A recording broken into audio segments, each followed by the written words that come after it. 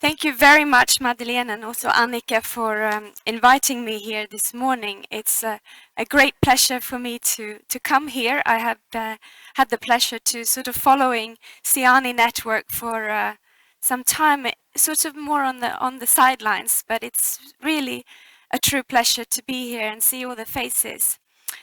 In fact, I was going to start off with talking about the importance of really working in networks when you are working with the 2030 agenda. In order for us to really achieve this very ambitious agenda, we all need to be doers, agents of change. And I think that people who are smart, they reach out to others and connect because you become stronger and more powerful that way. So all over the world, we see a lot of people reaching out to each other and connecting and working in networks. Some of these networks work more on analytical work. Others choose to be taking more of a role of scrutinizing local governments, national governments, and others choose to build networks and partnerships around projects, and some march on the streets for change. In fact, working in networks and building partnerships is really at the core of the 2030 agenda. I didn't bring a presentation nor Menti with the iPhones. I only brought this visual aid. But partnership is really at the core of the whole agenda. It's also a goal in itself. But I think it's important to stress SDG 17, building partnerships, because that's really what connects all of the goals. I also think that when you work with the agenda, because it is so broad, it is important to start working from your angle, from your experience, from what sort of makes sense from you, from your own capacities. And therefore you have to sort of find your angle or niche when you deal with the agenda. And I think that SIANI network has really found a very interesting niche and angle to deal with the whole agenda. Because the agenda in itself is a framework of connection. So whether you work on the SDG 2, which is, your main goal that is around, you can deal with so many different targets within the agenda as a whole. And I think this is also true for many other networks that we see, that you might start working with one goal and targets and then start connecting to others. And I think that perhaps, just as the brain, some connections get stronger because they are closer links. But it is also very fascinating to see, I think, in the world today, that networks are starting to work with those targets that are a little bit further away from perhaps your zone of expertise. And it's in that connection there that you see a lot of interesting things happening, new partnerships forming.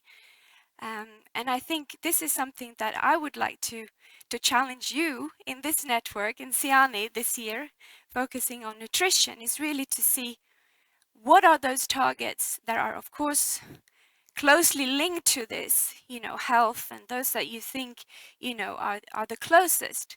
But really challenge yourself to also see what are those targets that perhaps is not so close when you immediately start to think about it. Because those people who are dealing with that targets are probably the ones you really need to connect with the most. So that would be sort of a message for me, really, when you work with nutrition. Really think outside that box of health and other things that are so closely connected already. Because just as the brain, when you start to repeatedly have interactions and engage a different part of your brain, that connections get stronger and you would start think faster. So that's really one thing that I like to have as a message for you today. I was also asked to say a couple of things about what we're doing in the Swedish government. So we are just as you agents of change, we happen to have some agents of change in the Swedish government, and we're very happy about that. All ministers in the Swedish government have the responsibility of the 2030 agenda within their competence. But we also have 2 ministers who have more of a coordinating responsibility for the national coordination. The minister is Shakarabi, who is working at the Ministry of Finance, and then we have at the Ministry of Foreign Affairs Isabella Lövin, who is more coordinating the work, what Sweden are contributing to the agenda globally. And I happen to work in that, the ministry, and the unit is called Global Agenda. So yes, our unit is trying to be agents of change in terms of the global agenda. We also have a lot of key colleagues around the different ministries, and I'm very happy that Maria and Helena is here today, our agents of change at the Ministry of Enterprise and Innovation, dealing with SDG 2 in particular. I think this is how we are sort of organized within the government. We are currently involved in many different levels of working with the agenda. And if I start just very briefly at the national level, our main task this spring will be to develop a national action plan for the 2030 agenda. We will be developing that during the spring, and a lot of effort has been going on for actually several years to provide input to the government, and we're now working on this very intensely. We hope that this action plan will be available later in the spring. We're also working with a very important tool that I think I also like to really stress. It's about policy coherence. When you work with such a broad agenda, many different goals, obviously there are some connections that are stronger where there are clear synergies, but there are also those that are potentially also contradictory to each other. And a very important tool to deal with both the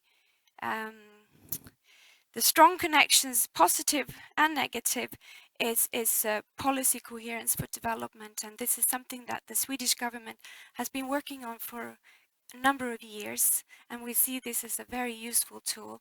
We will also be presenting to the Parliament a communication about this, how the policy coherence development tool can be used for the implementation of the 2030 agenda. That will also be presented to the Parliament in March. So that was sort of giving you an idea of what we're doing at the national level. But I like to stress, and where I really need your input, is at our work more at the international level. And you may be aware that the UN every year meets at the high-level political forum in New York in July, where they discuss, there's really 2 parts. One part is more of a thematic review, and the other part is a national review. And the thematic review this year will be linked to